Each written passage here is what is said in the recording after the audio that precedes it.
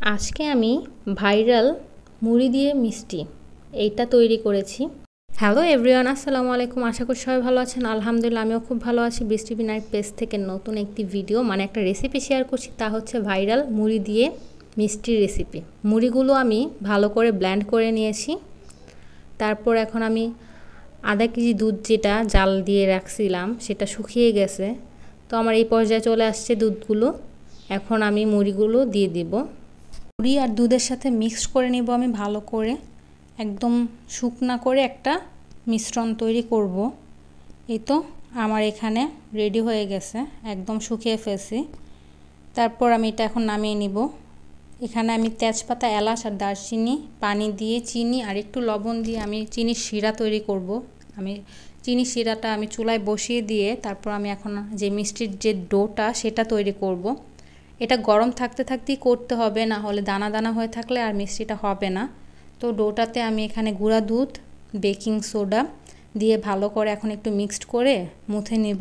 তৈরি করার জন্য পারফেক্ট হচ্ছে ডো তৈরি করাটা, মানে যেই মিশ্রণটা এটা ভালো করে মুথে নিতে পারলেই পারফেক্ট একটা মিষ্টি হবে, না হলে কিন্তু ফেটে যাবে।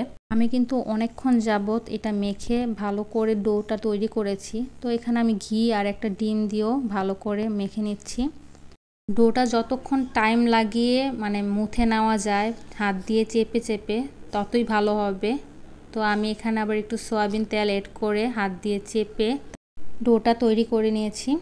তো আমার এখানে একটা পারফেক্ট ডো হয়েছে মিষ্টির জন্য। তারপর আমি হাতে ঘি লাগিয়ে মিষ্টির জন্য গোল শেপ দিয়ে নেব। আমার কাছে এই গোল শেপটাই সহজ মনে হয়েছে, তাই আমি গোল দিয়ে নিয়েছি। তো এক এক করে আমি এখানে সবগুলো বানিয়ে নিয়েছি।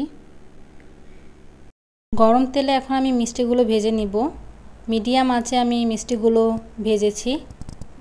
মিডিয়াম আঁচে যদি ভালোভাবে মিষ্টিগুলো ভাজা না হয় তাহলে ভিতরে হবে না ভালোভাবে। তো আমার এখানে মিষ্টি ভাজা শেষ, প্লেটে তুলে নিয়েছি। আমার এখানে শিরাটাও হয়ে গিয়েছে। এখন আমি মিষ্টিগুলো এই শিরার ভিতরে দিয়ে দিব। শিরার ভিতরে মিষ্টি দেওয়ার পর আমি ঢাকনা দিয়ে ঢেকে দিয়েছিলাম।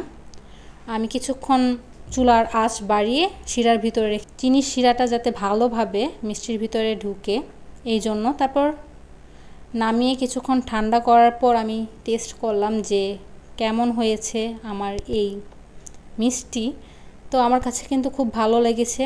যারা ট্রাই করেছেন অবশ্যই আমাকে জানাবেন কেমন লেগেছে। আমার কাছে ভালো লেগেছে, ভিতরটা সফট হয়েছে, খুব সফট।